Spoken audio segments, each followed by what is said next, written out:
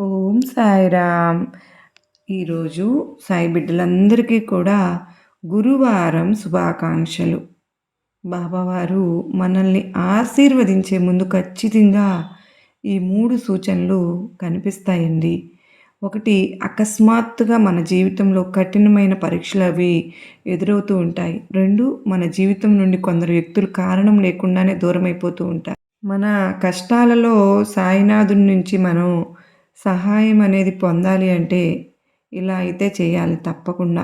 మొదట మనకు కావలసినటువంటి సహాయం కొరకు సాయినాథునికి మొరపెట్టుకోవాలి. తరువాత బాబావారు తప్పకుండా ఆలకిస్తారు అనే విశ్వాసం ఉంచాలి. చివరిగా దేవుని సహాయం పొందాలి అంటే ఇలా చేయాలి తప్పకుండా. ప్రతిరోజు కూడా సాయినాథుడిని అడగవలసినటువంటి ఇష్టమైనటువంటి మాట ఏంటి అంటే, బాబా, మన అవసరాలు ఆశీర్వాదాలు కానే కాదు తండ్రి, ఈరోజు జీవితంలో మీరు ఏది ఇవ్వాలనుకుంటున్నారో అది దానికి నేను కట్టుబడి ఉంటాను తండ్రి. అప్పుడే నా జీవితంలో అద్భుతాలు ప్రారంభం అవుతాయి అని మనం గనక నమ్మినట్లయితే మనం సాయినాథుని దగ్గర నుంచి చక్కని ఆశీర్వాదాలు పొందగలుగుతాము.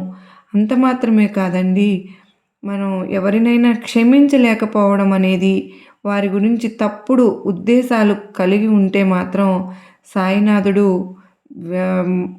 ఆ కారణాలకు మాత్రం ఖచ్చితంగా ఉద్దేశాలు మంచి మంచి ఉద్దేశాలు కలిగి ఉండటానికే కారణాలు అవుతాయి అన్నమాట. అంత మాత్రమే కాదు, బాబావారి దగ్గర మనం ఇస్తే నేను అది చేస్తాను అని ఎప్పుడూ బేరాలు అడగవద్దు. సాయినాథుడు వ్యాపారవేత్త కాదు కదా, మనతో బేరం ఆడటానికి సంపూర్ణ నమ్మకంతోనూ మరియు ప్రేమతోనూ అడుగుదాం. ఖచ్చితంగా బాబావారి కృప అనేది మనకు కలుగుతుంది.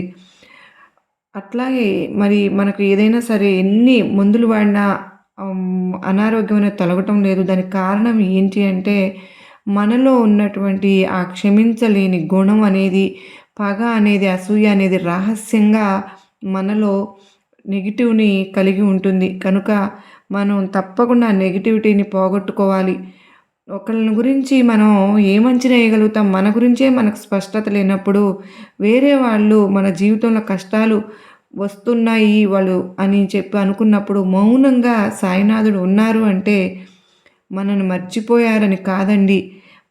మనం ప్రస్తుతం ఒక బలమైన పరీక్ష వస్తుంది అని గమనిస్తూ ఉన్నారు. ఆ పరీక్ష పూర్తి అవ్వగానే మనకు దక్కవలసిన విజయం అనేది ఖచ్చితంగా సాయినాథుడు ఇచ్చే తీరుతారు. సర్వే జనా సుఖినో భవంతు.